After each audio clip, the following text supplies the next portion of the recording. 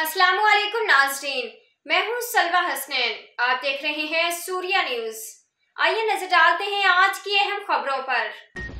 Karachi Surya news में मजीद update करते हैं। कराची से bureau chief journalist Mohammad Farooq Baruru Qadri की रिपोर्ट के मुताबिक कराची के इलाके कोरंगी 32A बेटा रेस्टोरेंट में सिंधी कल्चर टोपी अजरके का प्रोग्राम असद जलाली, मंठार अली, जावेद अहमद मेहर, गलशेर लाशारी, हबीबुल्लाह लाशारी, साजिद खोकर और आसिफ अली भुट्टो की जानिब से मुनक्किद किया गया।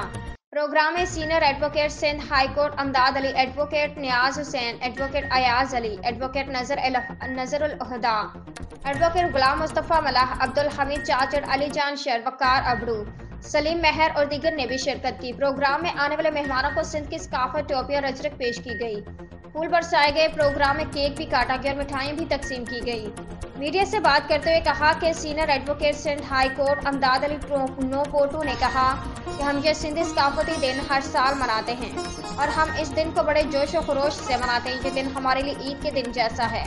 एडवोकेट अमदाद अली नोपोटू ने मजीद मीडिया से गुफ्तगू करते हुए कहा कि मैं तमाम इन दोस्तों का शुक्रगुजार हूँ जिन्होंने हमें इतनी मोहब्बत और इज्जत दी।